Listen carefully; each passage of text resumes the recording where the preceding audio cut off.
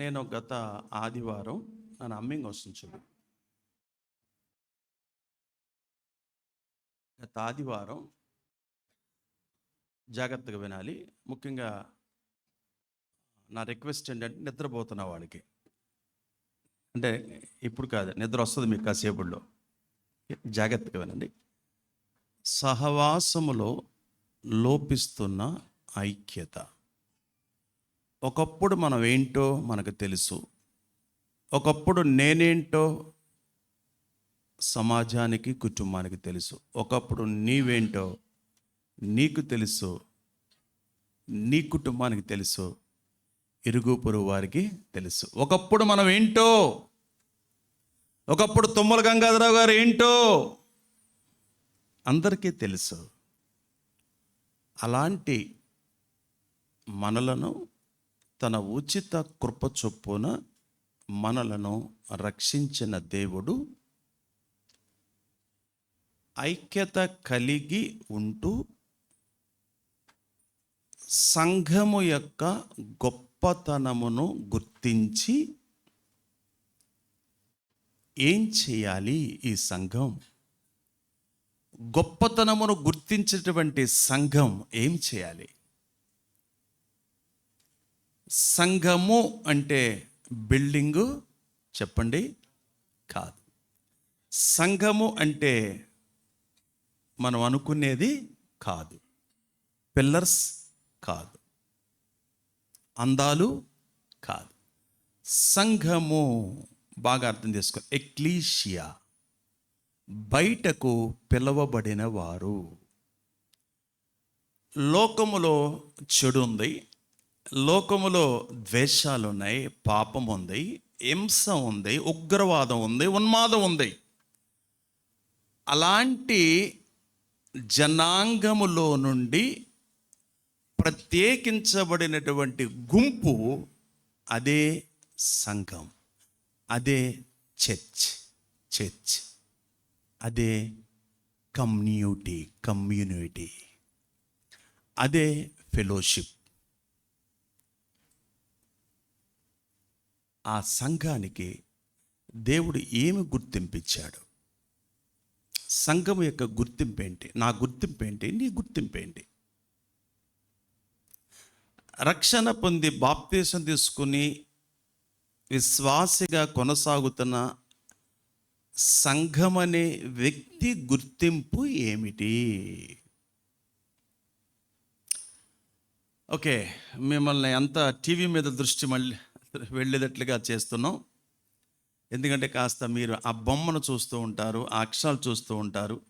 నా వైపు చూసి మీరు బోరు కొట్టేసి ఉండొచ్చు. చర్చ్, సంఘం గుర్తింపు ఏంటి? ఒక వాక్య భాగాన్ని మనం చదువుకుందాం. 1 పేతురు పత్రిక 2వ అధ్యాయము 9వ వచనం చదవండి. పేతురు రాసిన 1 పత్రిక 2వ అధ్యాయము 9వ వచనం.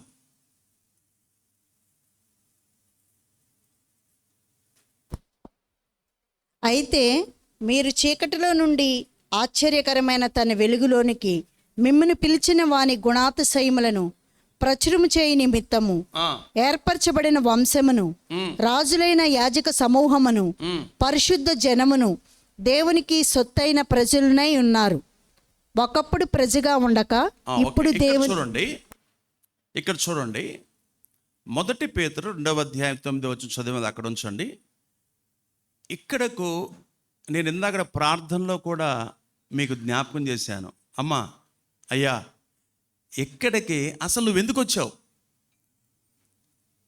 మల్లేశ్వర గారు లాంటి వాళ్ళు ఇప్పుడు చూస్తే ఇప్పుడు అసలు ఏంట్రా బాబు ఎందుకు వచ్చామంటారా? దేవుడి దగ్గరికి వచ్చాం మేము కదా, దేవుడిని కలుసుకుందామని వచ్చాం, దేవుడి మాటలు ఒక 2 ముక్కలు వెళ్దామని వాళ్ళు కూడా అనుకోవచ్చారు. వాస్తవంగా అనుకోవటం తప్పు కాదు, అనుకోవచ్చు మల్లేశ్వర గారిని, ఇబ్బంది ఏమి లేదు. అసలు ఎందుకు వచ్చాం? ఈ ఉదయం లేకటం ఏంటి, ఇక్కడికి రావటం ఏంటి? టీచర్ గారు, మాస్టర్ గారు ఇక్కడ ఉన్నారు సార్. ఏంటిది, ఎందుకు వచ్చాం మనం ఇక్కడికి? ఆలోచించాలి. దేవుడు సంఘం కోసం అద్భుతమైన బోధ ఇచ్చాడు. మళ్ళీ నేను చెప్తున్నాను, సంఘం అంటే చర్చి కాదు, బిల్డింగ్ కాదు, స్తంభాలు కాదు, కలర్స్ కాదు, లైటింగ్లు కాదు. సంఘము అంటే ఎక్లీషియా, బయటకు పిలువబడింది సంఘము, ప్రత్యేకించబడింది నువ్వు నేనే. ఆ సంఘం కోసం అద్భుతమైన బోధ ఇచ్చాడు. అదేంటి ఇక్కడ మనం చూసామో, ఇక్కడ వంశము అన్నాడు, వంశము అన్నాడు. తర్వాత ఏమన్నాడు? సమూహము అన్నాడు. అక్కడ చూపిస్తాను చూడండి. వంశము అన్నాడు, సమూహము అన్నాడు, అక్కడే 9వ వచనం జనము అన్నాడు, ప్రజలు అన్నాడు. అదే కమ్యూనిటీ. ఆ పైన చూడండి, దళిత సంఘాలు కాదు కమ్యూనిటీ అంటే, ఉద్యమ సంఘం కాదు కమ్యూనిటీ అంటే, ఉద్యోగ సంఘం కాదు కమ్యూనిటీ అంటే, ఇవి కాదు. కమ్యూనిటీ అంటే ఎక్లీషియా, వంశము. మీరు ఒక వంశం, దేవుడు ఒక జాతిని ఏర్పాటు చేసుకున్నాడు. ఆ జాతి ద్వారా ఇతర జాతుల్ని ఏర్పాటు చేసుకున్నాడు. హల్లెలూయా. అక్కడ చూసినట్లయితే యోహాను సువార్తలో కూడా 17వ అధ్యాయము 21వ వచనం కూడా చదువుకుందాం. యోహాను సువార్త 17వ అధ్యాయము 21వ వచనం. తండ్రి, నా యందు నీవును నీ యందు నేనను ఉన్నలాగున వారును మన యందు ఏకమై ఉండవలనని వారి కొరకు మాత్రము నేను ప్రార్థించుటలేదు. ఈ మాటలు ఎవరు చెప్పారు? ఎవరు చెప్పారండి? యేసు ప్రభువు వారు స్వయంగా తండ్రితో మాట్లాడుతున్నాడు. అయ్యా, ఈ భూలోకానికి నువ్వు పంపించావు కదా, నన్ను నువ్వు అనుగ్రహించిన వారు ఉన్నారు కదా, వాళ్ళని బట్టి వాళ్ళు నమ్మునట్లు తండ్రి నా యందు నీవు మనిద్దరం ఎలా ఉండిపోయామో వారు కూడా, అంటే వారంటే బెదర్స్, సిస్టర్స్, లేక బ్రదర్స్ అండ్ సిస్టర్స్, లేక యవనస్తులు, మనమందరము కూడా తండ్రి కుమారులు ఎలా ఉన్నారో సంఘము కూడా అలా ఉండాలి. అందుకు పిలిచాడు. మనందరం ఐక్యతతో ఉండాలి, మనందరం ఏకమై ఉండాలని వారి కొరకు మాత్రం నేను ప్రార్థించట్లేదు. వారి వాక్యము వలన నా యందు విశ్వాసం ఉంచు వారందరూ ఏకమై ఉండాలని వారి కొరకు ప్రార్థించుచున్నాను. వన్నెస్, ఏకాత్మ. అది సంఘానికి ఇచ్చిన గొప్ప గుర్తింపు. రాజులైన యాజక సమూహం. ఆనాడే ప్రభు ప్రార్థన చేశాడంట. ఏనాడు? సిలువకెళ్ళే ముందు గెత్సమనే తోటలో ప్రార్థన చేశాడు. చెమట ఏమైంది? అప్పుడు చేశాడు ప్రార్థన. అప్పుడు ఈ షాలోమ్ ఎవాంజలికల్ ఫెలోషిప్ కొరకు ప్రార్థన చేశాడంట దేవుడు. అయ్యా, ఈ సంఘం అందరూ ఎలా ఉండాలి తెలుసా? తండ్రి, నువ్వు నేను ఎలా ఉండామో వీళ్ళు కూడా అలా ఉండాలి. అదే సంఘము, అదే సంఘం అంటే. అందుకే లోపిస్తున్న ఐక్యత లేకుండా ఆరాధన ఎలా చేస్తావు? ఐక్యత లేకుండా అర్పణ ఎలా ఇస్తావు? ఐక్యత లేకుండా, ఏకాత్మ లేకుండా దేవుణ్ణి ఎలా సంతోషపెడతావు? అందుకే మీకు చెప్పాను, ఇక్కడికి మనం వచ్చింది ఎవరినో సంతోషపెట్టడానికి కాదు. ఇక్కడికి వచ్చింది మనం అటెండెన్స్ చేయించుకోవడానికి కాదు. ఇక్కడికి వచ్చింది మనకేదో మేలు కలిగిద్దని కాదు. ఇక్కడికి వచ్చింది మనం ఎందుకు అంటే దేవుణ్ణి సంతోషపెట్టడానికి. మనల్ని పిలిచిన వాడు ఉన్నాడు, మనల్ని బ్రతికించిన వాడు ఉన్నాడు. రేపు 2 తీర్పులు జరగబోతున్నాయి. ఈ ప్రపంచంలో దేవుడు 2 బ్యాచ్లని డివైడ్ చేయబోతున్నాడు. ఒకటి అంగీకరించిన వారు, 2 అంగీకరించిన వారు. దానిలోనే ఒకళ్ళు విశ్వాసులు, 2 అవిశ్వాసులు. నారాయణరావు గారు అవిశ్వాసులు అంటున్నారు. తర్వాత గొర్రెలు, చెప్పాలి మేకలు. అంటే ఇలా చెప్పానని మీరు మేకలు వీళ్ళు గొర్రెలని కాదు. మామూలుగా ఆయన తీర్పులో డివైడ్ చేస్తాడు. తండ్రి చేత ఆశీర్వదింపబడిన వారులారా, భూలోకం మొదలుకొని మీ కొరకు సిద్ధపరిచినవన్నీ ఇగో కమాన్ అంగీకరించండి. శపింపబడిన వారులారా అంటాడు. ఎవరంటే రక్షణ పొందకుండా, చర్చికి వచ్చి మారు మనసు పొందకుండా అలా కాలాలు గడిపేస్తూ దేవుడికి దూరంగా ఉండిపోయినటువంటి వారిని ఆయన మేకలుగా పోల్చాడు. విశ్వాసములో శ్రమలు, కష్టాలు, బాధలు, ఇలాంటి పరిస్థితులు నలిగిపోతూ కూడా దేవుని విడిచిపెట్టుకున్న వారిని విశ్వాసులని పిలిచాడు. వీరు ఏర్పరచబడిన వారు, వీరు ఎంపిక చేయబడేవారు, సెలెక్ట్ అయ్యేవారు. వీళ్ళు తృణీకరించబడిన వారు, దేవుడిని విసర్జించిన వారు, తిరస్కరించిన వారు. అంటే మనం ఎందుకు వచ్చామో ఇక్కడ అర్థం చేసుకోవాలి. దేవుణ్ణి సంతోషపెట్టడానికి వచ్చాం, రావాలి, ఆరాధించడానికి వచ్చాం. బహిరంగ ఆరాధించు, అందరూ కలిసి మౌనంగా ఆరాధించినప్పుడు ఆరాధించు. నువ్వు ఇంటికాడ బయలుదేరినప్పుడు ఆరాధన స్టార్ట్ అయింది. ఆ విషయం మీకు తెలుసా?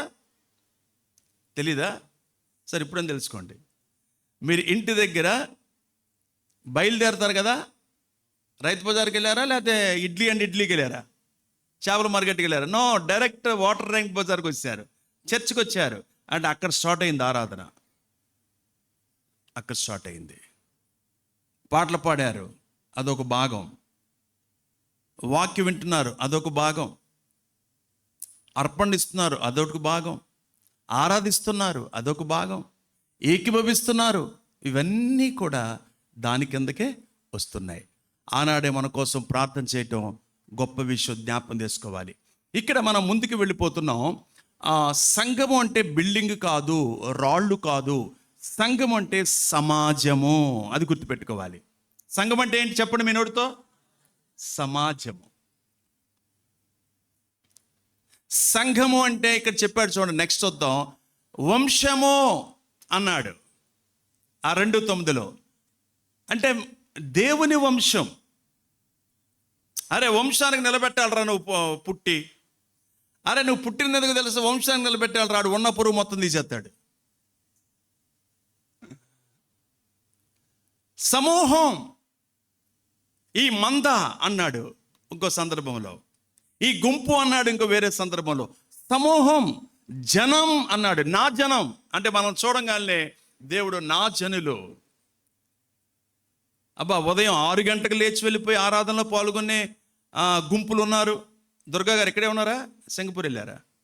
ఇక్కడే ఉండండి. మీరు ఎక్కడికి ఆలోచిస్తున్నట్టున్నారు. ఆలోచించమాకండి, జాగ్రత్తగా వినండి. జనం అన్నాడు, ప్రజలు అన్నాడు. చూడండి కలిసి, the church is the people. ప్రజలు కూడుకునే ఈ స్థలము అంతే ఇది. కానీ మనము దేవుని జనం, మనం ఒక వంశం. అంటే చెప్పేది మీకు ఆఖరిలో, నన్ను ఎవరు గౌరవిస్తారులేండి, పర్వాలేదు, దేవుడి దృష్టిలో నేను ఉన్నాను, మీ దృష్టిలో ఉన్నా లేకపోయినా. పలానా చోటకు రండి అంటే రారు. ఆదివారం వచ్చాం చాలు, ఇక పరలోకి వెళ్ళిపోతాం అన్న ఫీలింగ్ కొంతమందికి.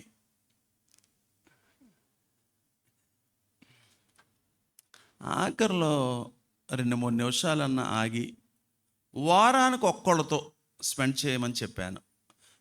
మళ్ళీ నెక్స్ట్ వారం మరొకళ్ళతో. అదే కదా మిమ్మల్ని అడిగింది. దశంభాగం నెలలు ఇస్తున్నారా అని అడిగానా? లేదా మీ ఇంటికి 1వ తారీఖు ఏమైనా వచ్చి కూర్చున్నానా? చరిత్రలో ఒక్కళ్ళు ఇంటికి వచ్చానని చెప్పండి. చెప్తారా? రాజీనామా చేస్తా పాస్టర్కి. నేను అడుగుతుంది ఏంటంటే, సహవాసం చేయండి, మాట్లాడండి, ఆ సహోదరితో మాట్లాడండి, ఆ సహోదరితో స్పెండ్ చేయండి. అంటే కొంతమంది అనొచ్చు, మేము పొద్దున్నే ఏం తిని రాలేదు, మాకు ఆకలేస్తుంది కాబట్టి మేము శంకర్ హోటల్ దగ్గర ఆగాలి. లేకపోతే మేము ఉదయం బయలుదేరాం, చేపలు అయిపోతాయి కాబట్టి ఫ్రెష్కి వెళ్ళాలి. లేకపోతే వెంకటేశ్వర గారు అక్కడ భాషా చికెన్ మేము ఆగాలి, ఎందుకంటే మా నిడమనూరు కాబట్టి అక్కడ లోపల కొట్టలేవు. ఇలా అనుకోవచ్చు. టైం లేదు, మేము వెళ్ళిపోవాలి, ఆకలేస్తుంది, మేమేం తినరాలా, కాఫీ తాగరాలా, టీ తాగరాలా అనొచ్చు. నిజంగా చెప్పండి, ఈరోజు మా ఇంట్లో నిజంగా అండి టీ తాగిరాలి, నేను కాఫీ తాగి వస్తాను, కొద్దిగా రీఛార్జ్ అవుతాను, ఈరోజు ఎందుకో తాగలేకపోయినా అన్నవాళ్ళు ఎవరుండో చేయలేదండి.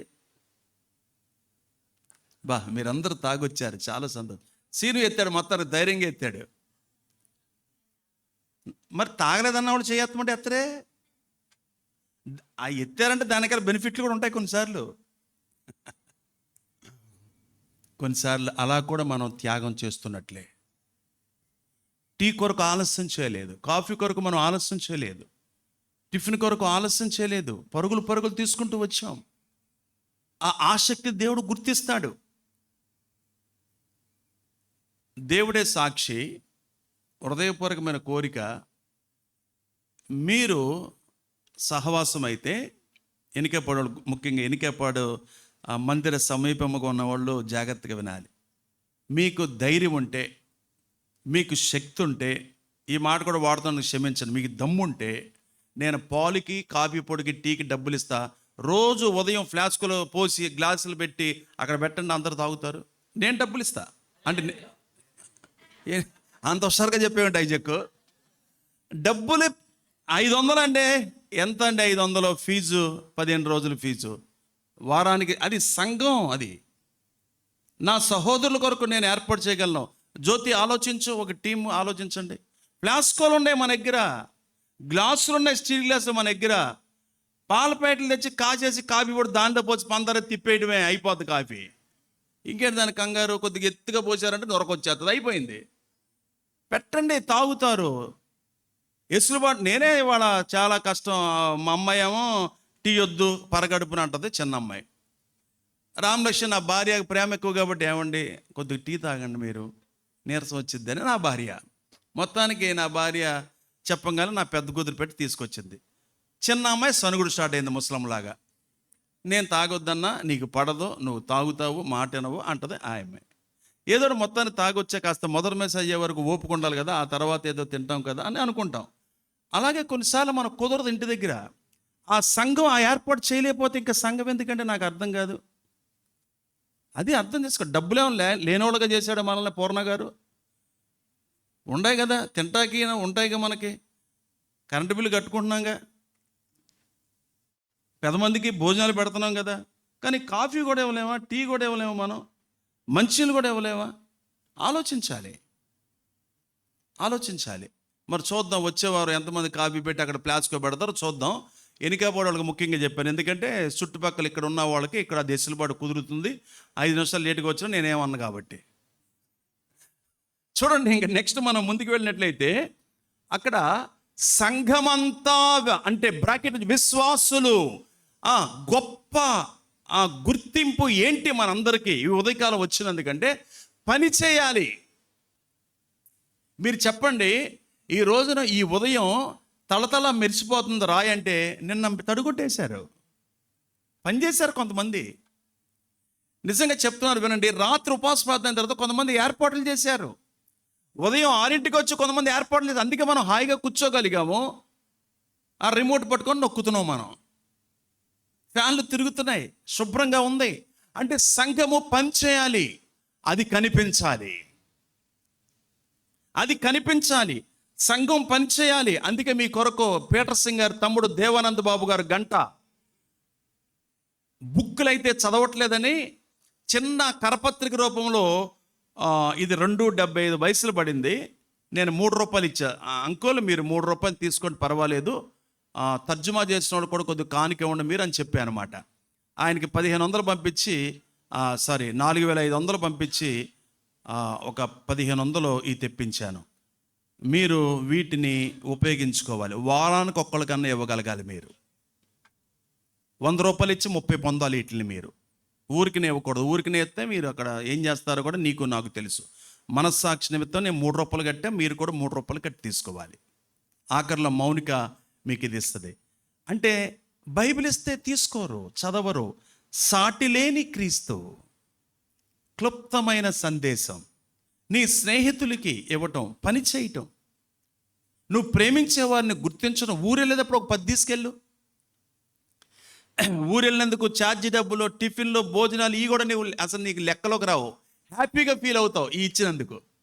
అంటే 10 మందికి నేను ఇచ్చాను కాబట్టి, దేవుడిని పరిచయం చేశాను కాబట్టి, దేవుడు నన్ను నా కుటుంబాన్ని వదిలిపెట్టడు. నేను దేవుడి పనికి ఖర్చు పెట్టాను. నేను ఖర్చు పెడుతున్నట్టు ప్రజలు చూడాలి. నేను ఖర్చు అయిపోవాలి దేవుడి కోసం. నేను ఖర్చు చెయ్యాలి. నేను నలిగిపోవాలి, పని చేయాలి. అది సంఘం అంటే. ఆదివారం మనం వస్తున్నాం, కనిపిస్తున్నాం, వెళ్ళిపోతున్నాం. బ్రదర్స్ మీటింగ్లో ఫెలోషిప్ ఎక్కడ? శనివారం ఫెలోషిప్ ఎక్కడ? బుధవారం ఫెలోషిప్ ఎక్కడ? ఇవన్నీ కూడా సంఘ కొడుకులు. ఎందుకంటే మీ కొరకే అవన్నీ కూడా. ఎందుకంటే నీ కొరకు ప్రార్థన చేయడానికి, నా కొరకు మీరు చేయడానికి, మీ కొరకు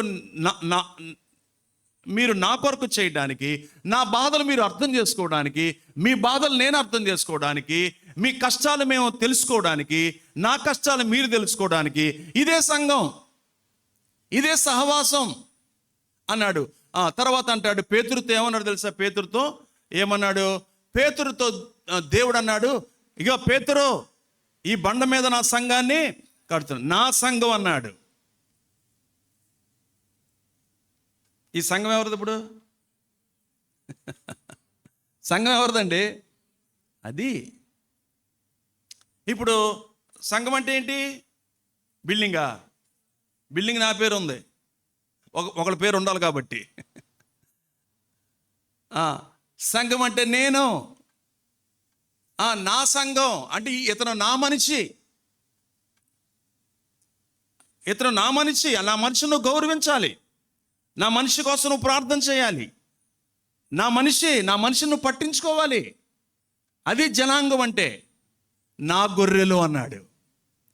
అది నేను రెఫరెన్స్ చదివించట్ల, టైం ఎందుకంటే టైము మనకి సరిపోదు, మోనోహ గారు వచ్చేస్తారు. మత్తయి 16:18 మీరు చూసుకోవచ్చు, యోహాను సువార్త 21వ అధ్యాయంలో కూడా మీరు చూసుకోవచ్చు, రాసుకోవచ్చు. Organic community, ecclesia. ఆర్గనైజ్డ్ వేరు. ఆర్గనైజ్డ్ అంటే సంస్థ, జీవము లేనిది.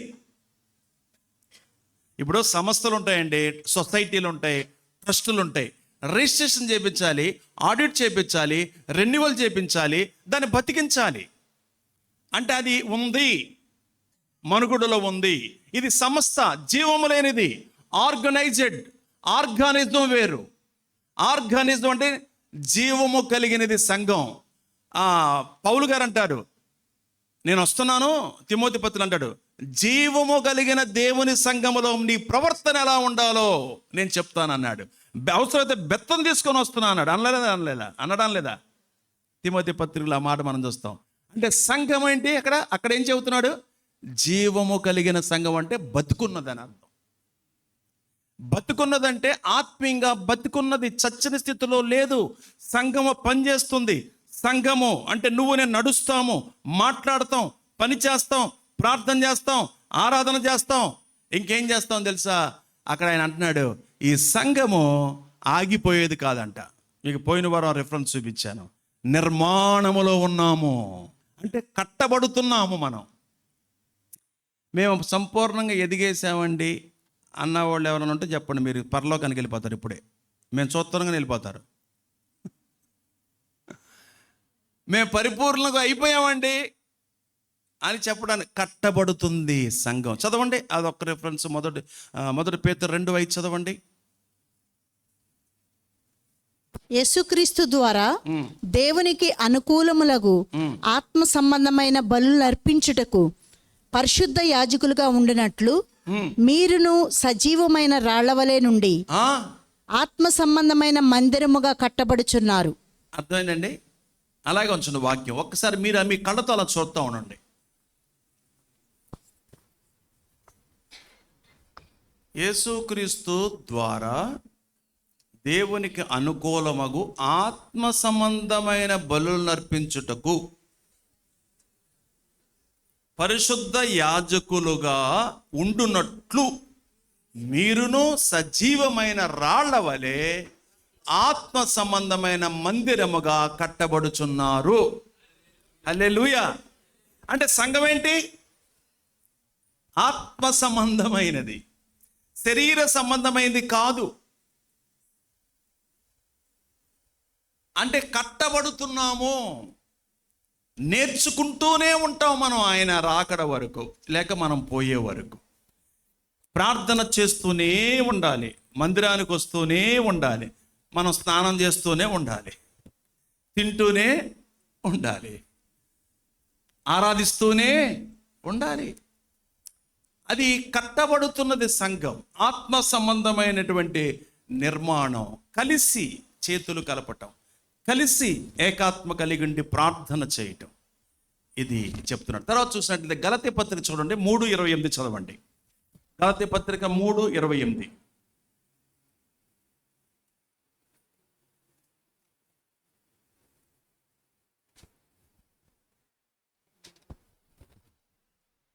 ఇందులో యూదుడని గ్రీసు దేశస్థుడని లేదు, దాసుడని స్వతంత్రుడని లేదు. చూడండి, కొద్దిగా నేను ఏమనుకోమాకండి, నన్ను క్షమించండి. అందరికి అర్థమయ్యే రీతిలో కొద్దిగా స్లోగా మాట్లాడాలని ప్రేరేపించబడుతున్నాను. నేను వాస్తవంగా నా వాయిస్ స్పీడు, ప్రసంగం కూడా స్పీడే కదా. అలా స్పీడ్కి వెళ్ళటం వల్ల ఉపయోగం లేదు. చాలామంది చెప్పారు మీరు స్లోగా మాట్లాడితే మంచిదన్నారు. ఇందులో చూడండి, యూదుడని గ్రీసు దేశస్థుడని లేదు, దేశస్థుడని లేదు. నేను ఇక్కడ చెప్తున్నాను, మీరు తెలంగాణ వాళ్ళని లేదు, ఆంధ్ర వాళ్ళని లేదు, మీరు రామరపాడు వాళ్ళని లేదు, ఎనికాపాడు వాళ్ళని లేదు. నా ఫోన్లో చాటింగ్ ఉంది. ఒక అమ్మాయి చాటింగ్ చేసి, ఎనికాపాడు సంఘానికి మేము ఎందుకు వస్తాం, మేము మొదటి నుంచి ఉంది రామరపాడులో అంది. అక్కడ పాస్టర్ ఎవరు అన్న, నోటి మాట కంటి చూపు లేదు. అక్కడ కూడా నేనేగా పాస్టర్, రామరపాడు అని నేనేగా, ఇక్కడే నేనేగా, మేము రామరపాడే వస్తాం. వాళ్ళంటే మాకు పట్టలేదండి. ఎనికాపాడు రా అమ్మ, లేదా గొండలు రా అమ్మ అన్నాను. ఎనికాపాడు రా, మేము రామరపాడులో అలవాటు ఉండం. నో, అది సరైన విధానం కాదు. తెచ్చుమానేశారు. ఇంకా చాలా విషయాలు ఉండాలి అక్కడ. ఎందుకంటే నన్ను ఈ రోజు వరకు ఎవరు అడగలే, ఎందుకంటే అడిగే ధైర్యం లేదు. మన దగ్గర మ్యాటర్ ఉంది.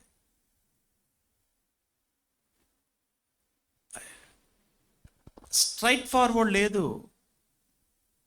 యథార్థత లేదు, భక్తి ముసుగులో బయట తిరుగుతున్నారు,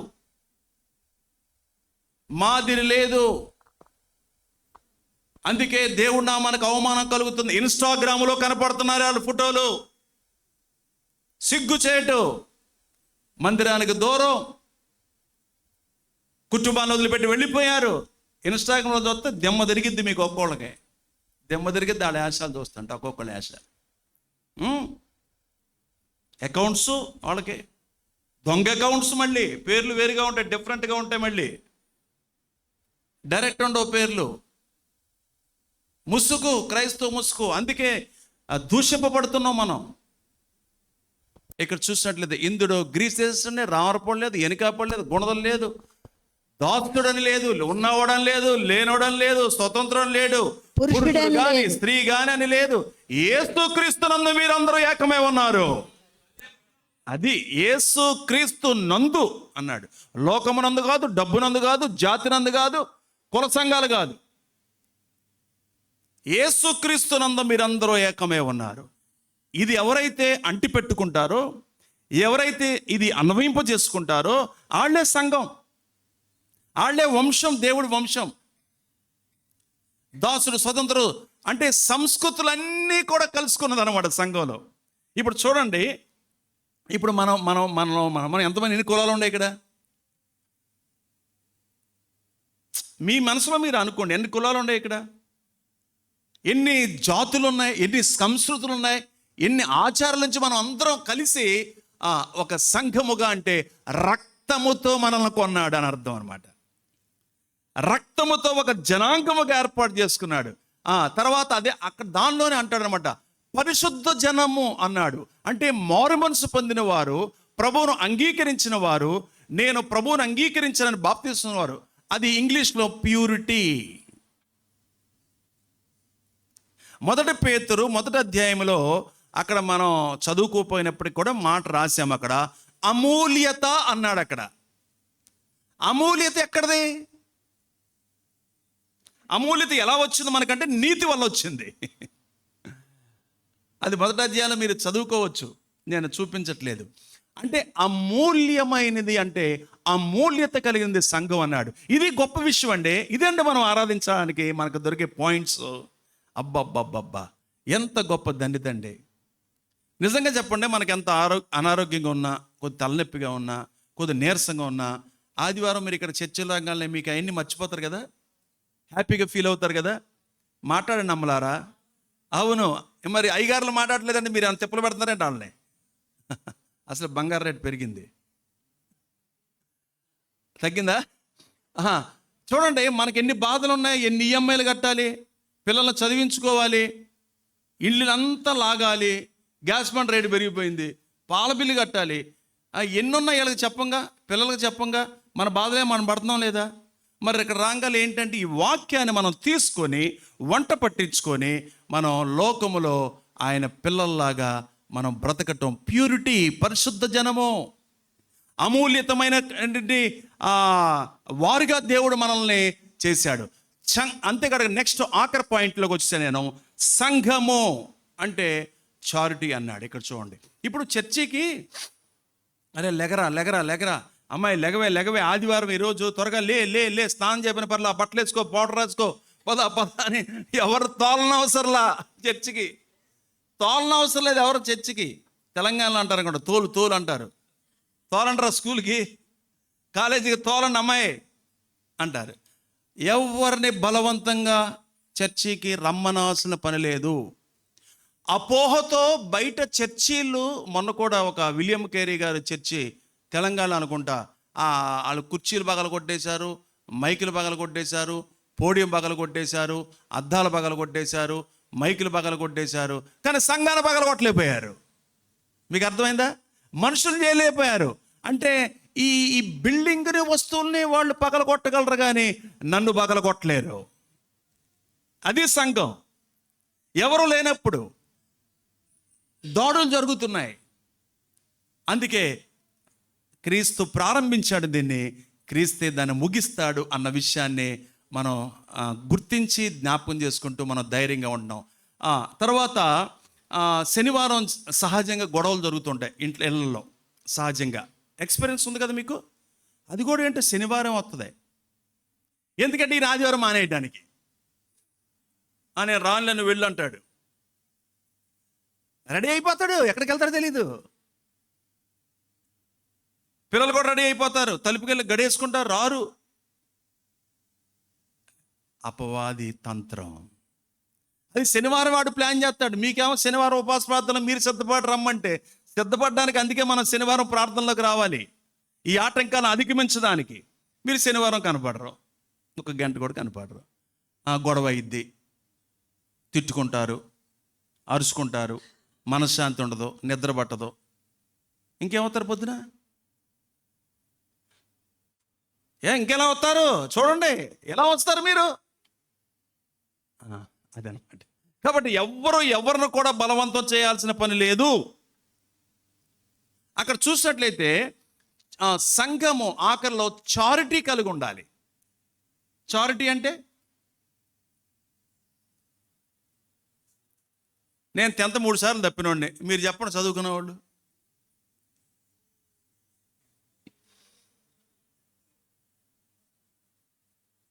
గూగుల్లో కొట్టన్న చూడవచ్చుగా, గూగుల్లో కొట్టన్న చూడవచ్చుగా. అవ్వా ఐక్యత. చారిటీ అంటే ఐక్యత. ఐక్యత అంటే యూనిటీ. ఏకాత్మ అంటే వన్నెస్.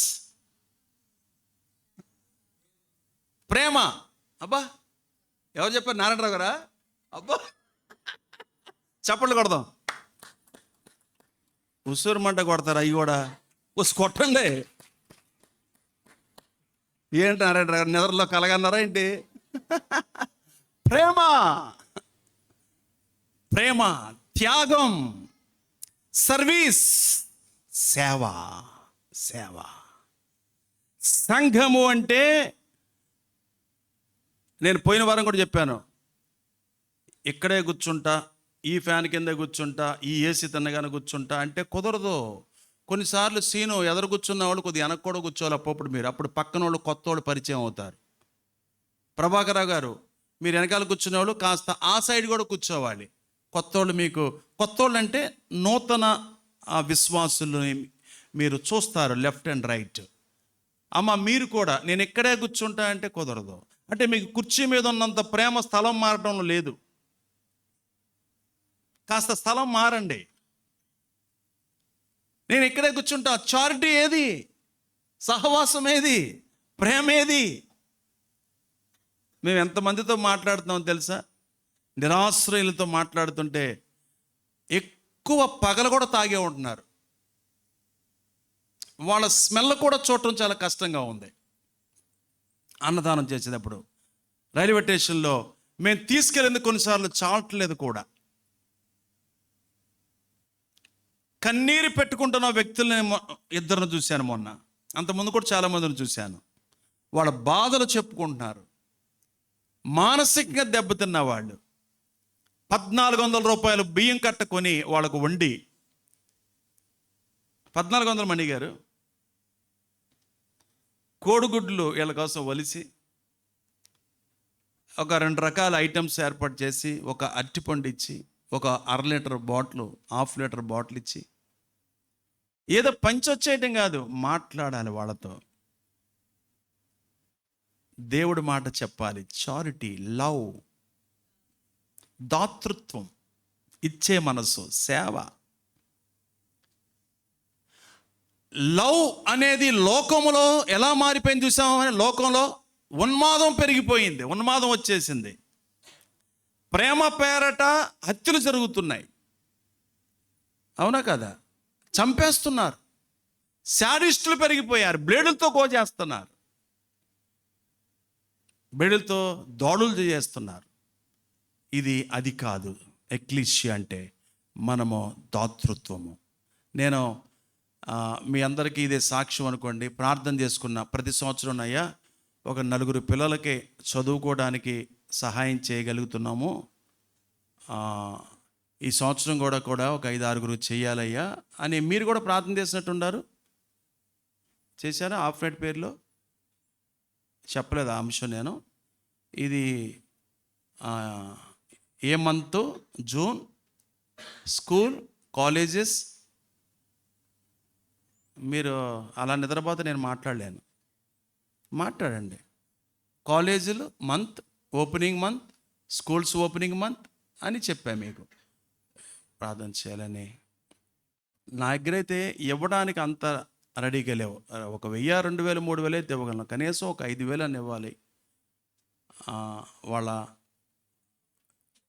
చదువుల్లో కొద్దిగా ఉపయోగపడాలని ప్రార్థన చేశాను. శాంతి ఫోన్ చేసింది.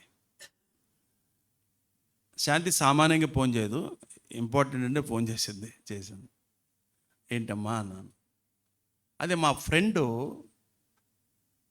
ఎవరికన్నా కూలర్ కొనివ్వమంది అని చెప్తే, నేనమ్మా ఎండాకాలం అయిపోయిందమ్మా, ఇంకా కూలర్లు ఎవరికి ఇస్తాము అంటే, అంద కాబట్టి ఆమె ఎండలో బాగా ఉన్నాయని తెలుసుకొని కూలర్ కొనివ్వమంది. ఒక కూలర్ కొని అని, మిగతా నీ ఇష్టం అంది.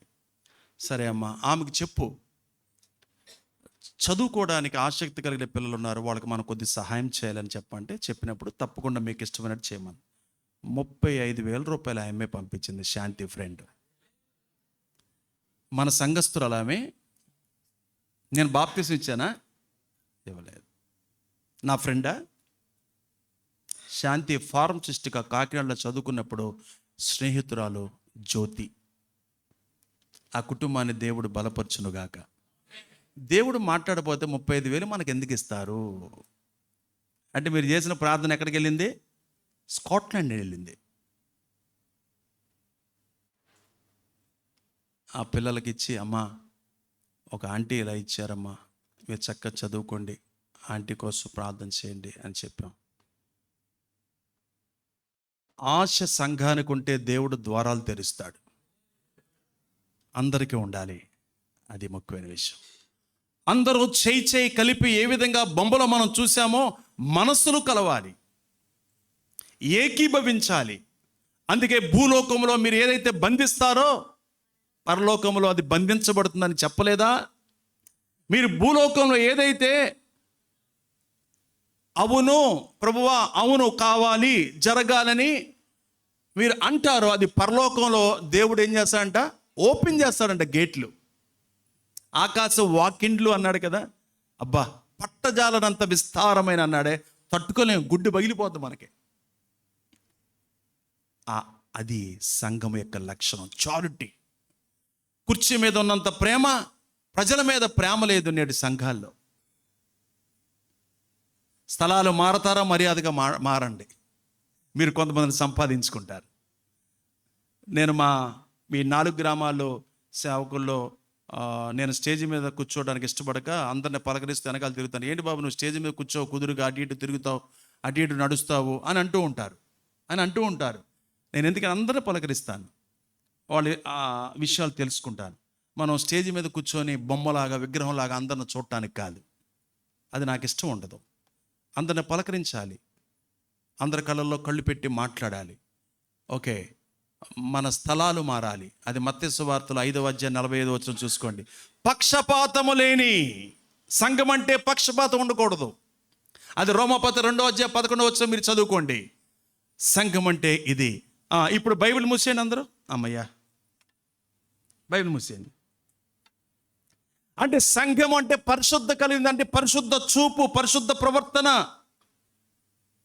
పరిశుద్ధ ఆలోచన.